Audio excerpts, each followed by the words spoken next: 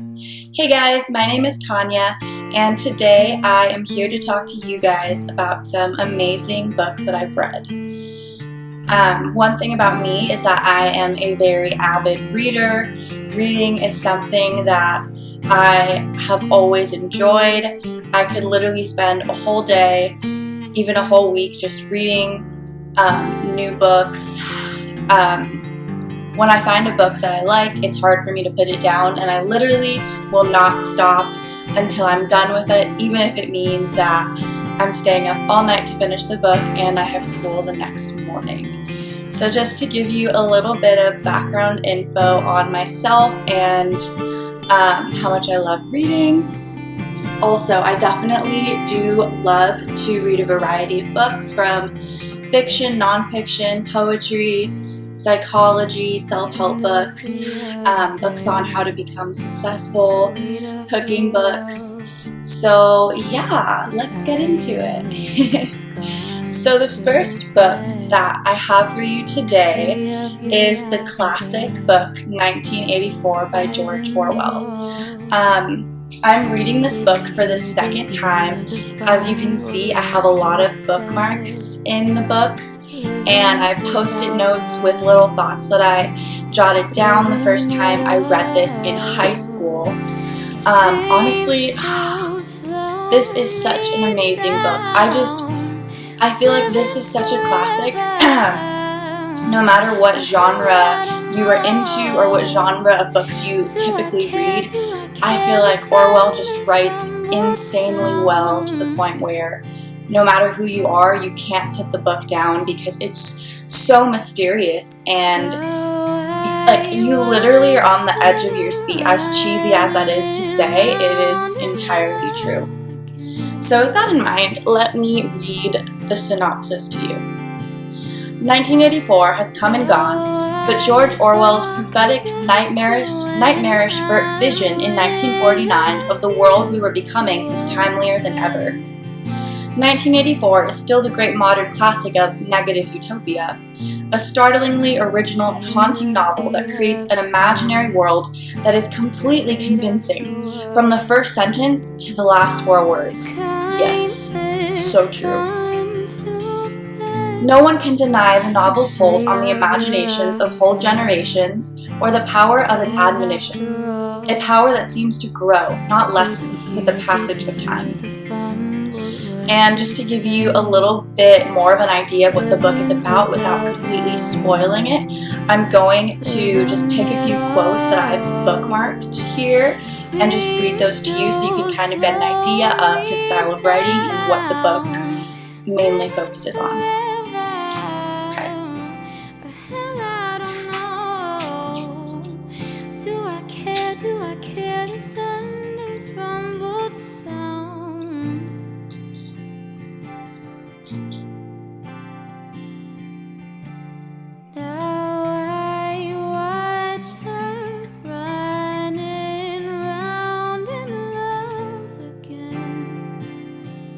Winston's diaphragm was constricted. He could never see the face of Goldstein without a painful mixture of emotions. It was a lean Jewish face, with a great fuzzy aureole of white hair and a small goatee beard. A clever face, and yet somehow inherently despicable, with a kind of senile silliness in the long, thin nose near the end of which a pair of spectacles was perched. It resembled the face of a sheep, and the voice, too, had a sheep-like quality. Goldstein was delivering his usual venomous attack upon the doctrines of the party, an attack so exaggerated and perverse that a child should have been able to see through it, and yet just plausible enough to fill one with an alarmed feeling that other people, less level-headed than oneself, might be taken in by it. He was abusing Big Brother. He was denouncing the dictatorship of the party. He was demanding the immediate conclusion of peace with Eurasia. He was advocating freedom of speech, freedom of the press, freedom of assembly, freedom of thought. He was crying hysterically that the revolution had been betrayed, and all this in rapid polysyllabic speech, which was a sort of parody of the habitual style of the orators of the party, and even contained newspeak words. More newspeak words, indeed, than any party member would normally use in real life. So I hope that gives you a little bit of an idea of what the book is about. Let me read a few more quotes, though. Honestly, if I could read every quote to you in this book, like if I could literally read the entire book to you, I would, but I'm pretty sure that I cannot do that for copyright purposes. But if I could, I would, because it's that good. Like, oh, I love it. So good. Okay. As he put his hand to the doorknob, Winston saw that he had left the diary open on the table. "Down with Big Brother" was written all over it, in letters almost big enough to be legible across the room. It was an inconceivably stupid thing to have done, but, he realized, even in his panic, he had not wanted to smudge the creamy paper by shutting the book while the ink was wet. He drew in his breath and opened the door. Instantly, a warm wave of relief flowed through him. A colorless, crushed-looking woman with wispy hair and a lined face was standing outside. "Oh, comrade," she began in a dreary, whining sort of voice. "I thought I heard you come in. Do you think you could come across and have a look at our kitchen sink? It's blocked up and—" It was Mrs. Parsons, the wife of a neighbor on the same floor. Mrs. was a word somewhat discountenanced by the party. You were supposed to call everyone comrade, but with some women one used it instinctively.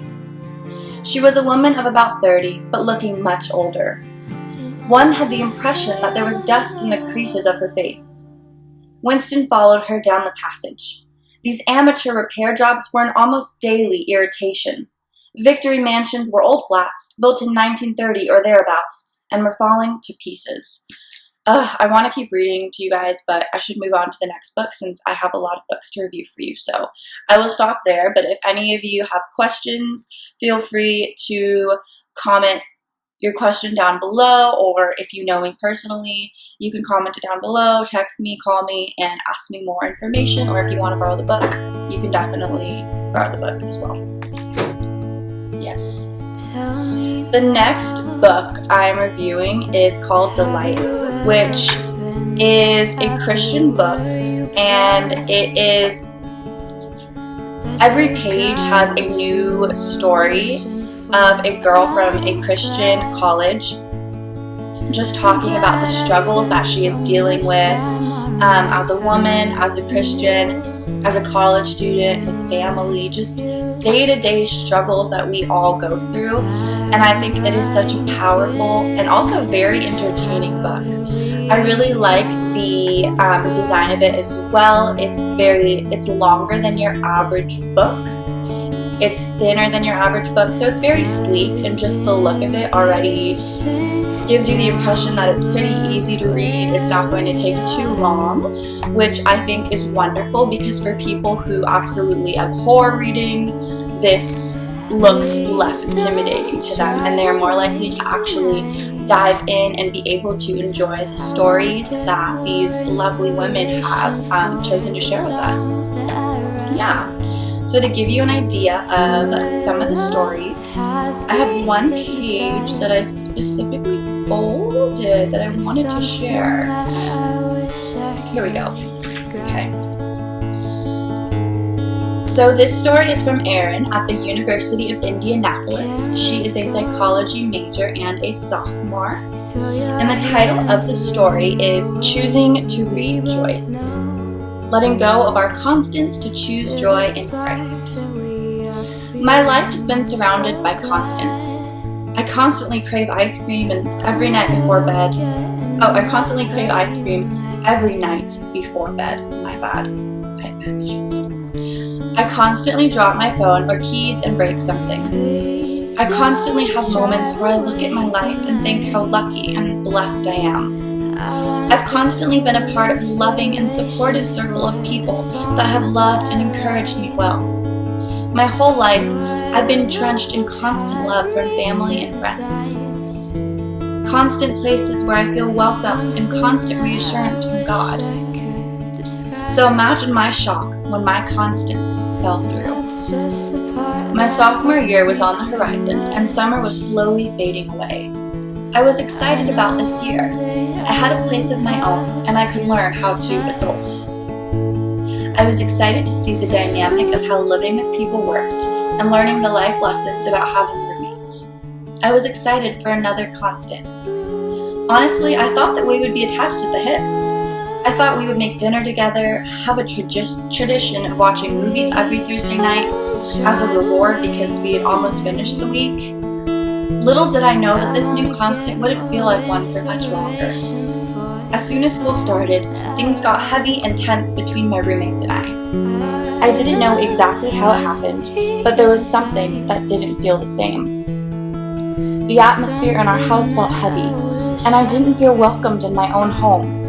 I wouldn't even call it a home. I avoided going there as much as possible, and when I was there, I would lock myself in my room and wouldn't come out unless I had to go to the bathroom. I had multiple conversations with my roommates asking if there was something wrong between us, and I got nothing from these conversations. Soon after, things would just go back to the same old ways. I cried every day. It got to the point where my anxiety was so bad that I wanted to skip class, and the classes I did go to typically resulted in a panic attack, and half the time I had to leave. After a while, I became bitter. Bitter towards the Lord, bitter towards my roommates, and bitter towards my family. Why was this happening? When the semester ended, I was more than ready for a break. I was ready to recuperate and be surrounded by comfort and my constants again. During the break, I spent a lot of time discussing and praying with my family regarding what to do about the situation. Should I break the lease or push through until the end of the school year? It was hard. But at the end of the day, I had to stay in my living situation for the rest of the year. This made going back to school so much harder. A few days before school started, I was at my friend's house with other friends, and we were having a conversation about how our first semester of school was a lot more difficult than we expected. They told me about how they had a conversation about wanting to start choosing joy in their day-to-day lives, rather than focusing on the negatives of life. They were not thrilled with their living situation either. I thought that their idea of choosing joy sounded impossible. Like seriously, who chooses to be happy all the time? I enjoy moping around sometimes. I enjoy not being happy all the time. It makes me feel like I am human. But I decided to join the challenge because honestly, I had nothing to lose. My journey of choosing joy wasn't the easiest thing in the world. The first thing I realized was that there are two different types of joy. Joy in the world and joy in the Lord. I realized that through my bitterness and anger from the previous semester, I was trying to put my joy in things of this world. I was putting my joy in the place that I lived and the people I lived with, and I ended up disappointed and discouraged.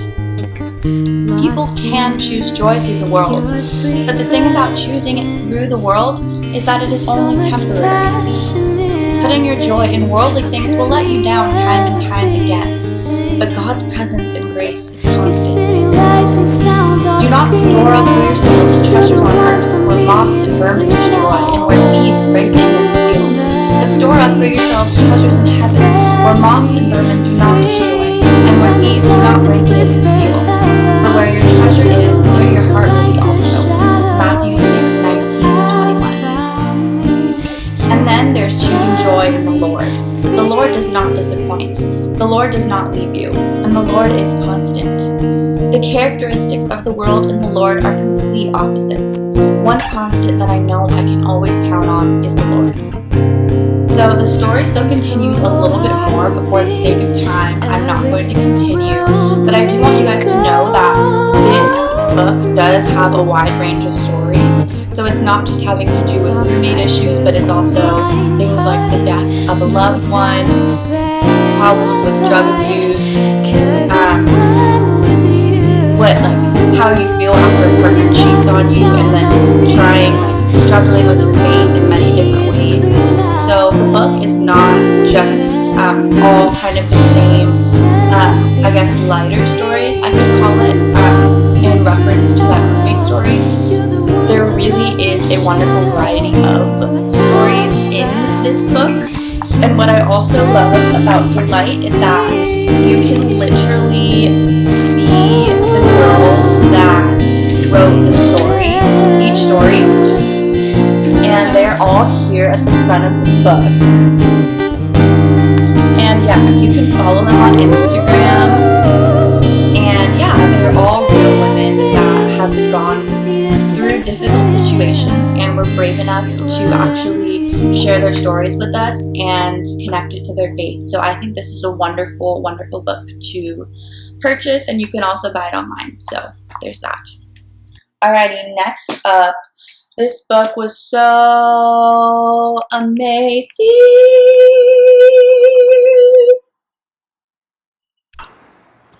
So yes, to tell you guys a little bit about this New York Times best-selling book that was also turned into a movie. Let's see. Okay, so I will read the synopsis to you, and then I'll read some quotes to you that I highlighted from my book. Stella Grant likes to be in control. Even though her totally out-of-control lungs have sent her in and out of the hospital most of her life. At this point, what Stella needs to control most is her distance from anyone or anything that might pass along an infection and jeopardize the possibility of a lung transplant. 6 feet apart, no exceptions. The only thing Will Newman wants to be in control of is getting out of the hospital. He couldn't care less about his treatments or a fancy new clinical trial. Will's exactly what Stella needs to stay away from. But suddenly, 6 feet doesn't feel like safety. It feels like punishment. What if they could steal back just a little bit of the space their broken lungs have stolen from them? Would 5 feet apart really be so dangerous if it stops their hearts from breaking too? Such an amazing book. Okay. Amazing. Alrighty, so let's grab some quotes. Let's see. That I really liked. Did I fold some of these pages?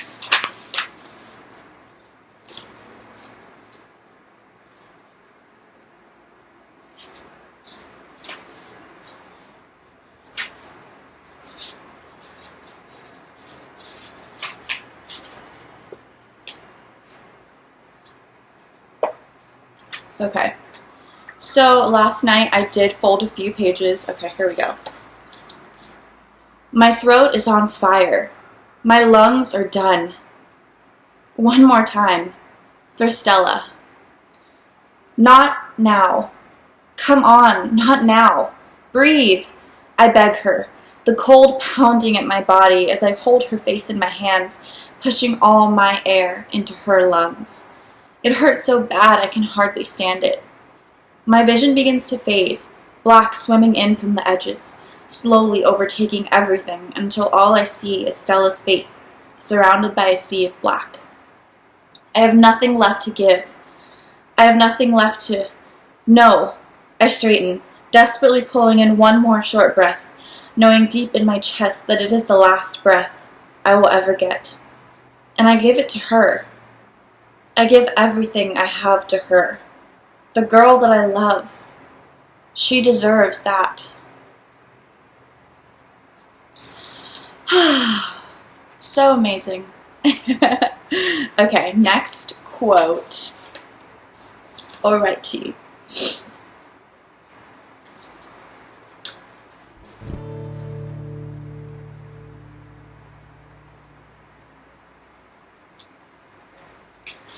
I hear my parents' footsteps behind me, and Barb's, and Dr. Hammond's, but I look back at Will one more time, his eyes meeting mine. And in that look, I see him when we met the first time in the hallway, running his fingers through his hair. I see him holding the other end of the pool cue while we walk through the hospital, telling me to stick around for the next year. I see him cut through the water in the pool, the light dancing off his eyes. I see him across the table from me at his party, laughing until tears streamed down his face. I see the way he looked at me when he said that he loved me, only a few hours ago, on that icy pond. I see him wanting to kiss me. And now he smiles, that lopsided smile from the day we first met. That familiar light filling his eyes, until he's out of view. But I still hear his voice. I still hear Abby's voice. Live, Stella. So good. Oh my goodness. Okay, let's see. Maybe I'll grab one more quote from the book as well.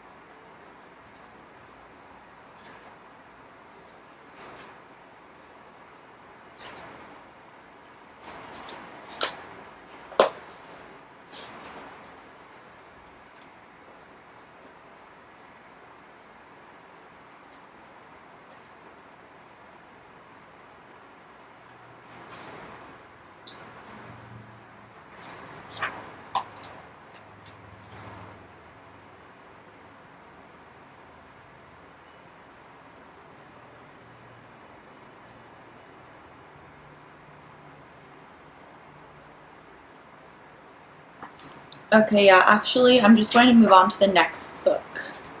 But yes, that was 5 Feet Apart. Okay, so the next book for you, 1984 Delight, 5 Feet Apart. Okay, so the next book that I have for you is actually on my phone. And the reason it's on my phone is because my library has an amazing app that allows me to download free books. Literally hundreds and hundreds, thousands, I'm pretty sure, thousands of free books. And one of the books that I read was How to Win at the Sport of Business by Mark Cuban. If I can do it, you can do it. So I'm just going to read you some quotes from the book. And also to tell you guys some things that I really enjoyed about the book. I really liked that it was a short read. So on my phone, this is the font that it was, ooh, I don't think you guys can see that at all. So, okay, you can kind of tell. This was the font that the book was at and the size on my phone. And it was literally only 77 pages, which is so short. I was able to just finish it in a day. And yeah, I just read it through. What I really enjoy is that it's super short, so it's easy to read. If you're interested in business or you just enjoy reading, I would really recommend the book because if you don't know, Mark Cuban is a very, very successful businessman. He is one of the people on Shark Tank. He owns so many different businesses and is a very successful person in business. And I also enjoyed the book because he's honestly super funny.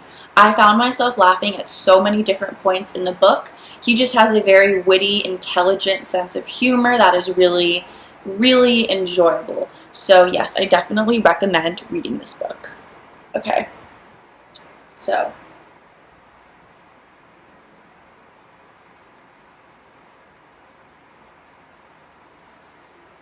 okay, so one thing I highlighted is he said, it is important to make your product easier to buy than your competition, or you will find your customers buying from them, not you. So, seems like something that would be common sense, but I think it's something that might be overlooked. So it's really good to hear the advice of someone who is extremely successful in business. I'm pretty sure he's a I'm pretty positive that he's a billionaire. Let me look that up right now. Let's see, Mark Cuban net worth. Oh, my Wi-Fi is not connected.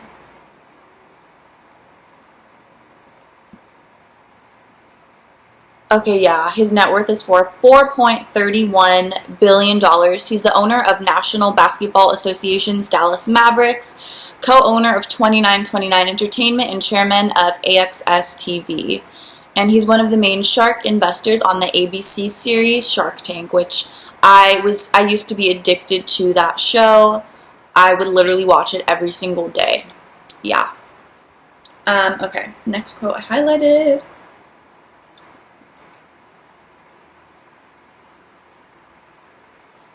The best salesperson is the one the customer trusts and never has to question. The best salesperson is the one who knows that with every cold call made, he is closer to helping someone. The best salesperson is the one who takes immense satisfaction from the satisfaction her customer gets. The best salesperson is the one who wakes up early every morning, excited to come to the office, get on the phone, and let people know exactly why he loves his product, job, and clients. Yes. Okay. So another one of his tips from his WTF to-do list is number 1, recognize that it's okay to live like a student. It doesn't matter where you live. It doesn't matter how you live. It doesn't matter what kind of car you drive. It doesn't matter what kind of clothes you wear. It doesn't matter. Your biggest enemies are your bills. The more you owe, the more you stress. The more you stress over bills, the more difficult it is to focus on your goals. More importantly, if you set your monthly income requirements too high, you eliminate a significant number of opportunities. The cheaper you can live, the greater your options. Remember that. So I think that's amazing. And I also found it really funny that Mark was describing his life.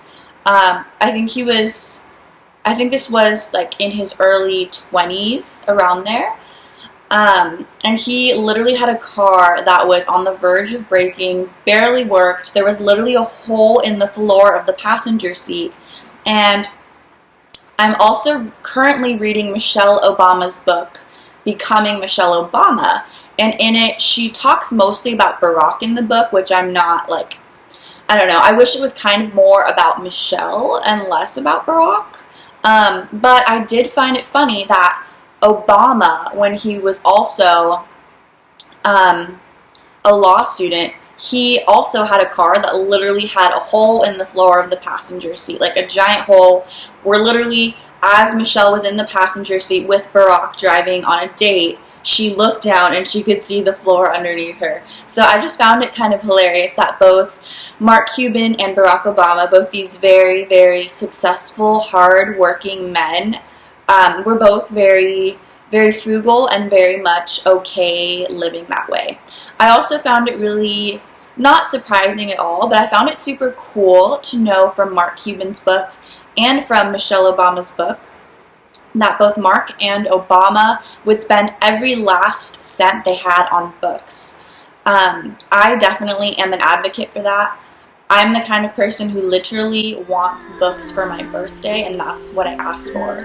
I ask for books or a gift card to Barnes & Noble so I can buy books for my birthday or for Christmas, because for me, that's literally the best gift. A book unleashes unlimited opportunities for you. I mean, you're entering a new world. You're learning and discovering what that author researched, whether it was their psychology research that they did for 10 years or whether it's a poetry book. You're learning and I don't know, it's just fun to learn. It's cool. So yeah, I literally love that about both of them. And it was really cool to learn that. So yes, in case y'all were wondering. Alrighty, next highlight. Alright, okay, next one. Oh, I keep going to the same page. Whoopsie. Okay, page... Oh, I think I wanted to read you guys the rest of the tips. Okay, whoopsie. Tip number 2 off of his WTF to-do list. Number 2, take lots of chances. If you are living cheaply and ready to find out where your future lies, now is the time to try anything. WTF time means fighting through your fears to take a job in a new industry. It means trying different things to find out what it is you love to do. There will be no such thing as too many jobs. In this type of economy, getting a job is tough, if not often impossible. So you are going to have to bust ass to create opportunities for yourself. Creating opportunities means looking where others are not. Look outside of where all your friends are looking. Make a list of jobs and businesses that are beyond the norm. I know you want to follow your passions and get a job in sports, movies, TV, shooting video for Girls Gone Wild, and other things your friends would love. But why fight the crowds? Go where people are not. Just like you never thought you would fall in love again after your first heartbreak, you will find another industry or job that you love as much. Move down your list to other things, then get ready to work. Hard. In this kind of economy, it really is a numbers game. You are going to have to keep on applying for anything and everything that opens a door you want to walk through. You can never slow down. It's hard work finding a job. If you have bills you have to pay, then it means taking a night job in order to keep looking for the day job or to keep a job you want. Do it. Be a waiter, a night janitor, wash clothes, do whatever you need to do, all the while reminding yourself that it opens the door to your future. Then, when you do find a job, remind yourself that you are winging it. Everyone always sees the bright side of the job they just took. You have to. The new job you just scored that you thought would be amazing will be amazing. Most likely it will be amazing for about 3 months. Then you will realize it's not so amazing, and you will need to find something else that's amazing. That's okay. You don't have to be right every time. You just have to be right one time. Finding the right job is a lot like dating. It's hard until you start. Then when you start, it's great until it's not. Then it's frustrating as hell until you get it right. But when you do, it all comes together. Number 3, figure out if you are in the right job. It's really easy to know if you are in the right job. If it matters how much you get paid, you are not in a job you really love. I'm not saying that you shouldn't want to make more money. I'm not saying that you shouldn't bust your ass to make as much money as possible. That's not the issue. The issue is whether or not you truly love your job. If you love what you do so much that you're willing to continue to live like a student in order to be able to stay in the job, you have found your calling. 4, figure out how to be the best. Once you've found out what you love to do, there's only one goal: to be the best in the world at it. It doesn't matter if you are a filing clerk, athlete, accountant, or bartender. All that matters is that you do whatever you can to be the best. Of course, the best is a relative term. The one person whom you should never believe when it comes to evaluating your abilities? You. The very worst judge of your abilities is you. Self-evaluation is never successful. When you are the best at something, the demand for your services will grow. People want to hire the best. They want to be associated with the best. In 2012, in this economy, so many people switch jobs and industries. And it's much easier to stay connected via social media, via social networks and other digital means, which means people who need you can and will find you. So rather than trying to convince people you are the best, let the quality of your work do the talking. 5, start your day motivated with a positive attitude. You are going to screw up. We all do. I can't tell you how many times I did and continue to. It happens too often. But no matter what happens, every morning, the minute after you wipe away the crust from your eyes, remind yourself that you're going to enjoy every minute of the day. You're going to enjoy the 20 interviews you have. You're going to enjoy waiting in the heat for your roommate to pick you up afterward. You're going to enjoy realizing how frayed your collar has become and how sick you are of your one lonesome tie. You're going to enjoy all the bullshit you have to deal with as you chase your goals and dreams because you want to remember them all. Each and every experience will serve as motivation and provide great memories when you finally make it all happen. It's your choice. What are you going to do?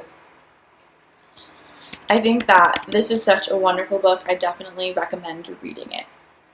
Okay, so next book I have on my list.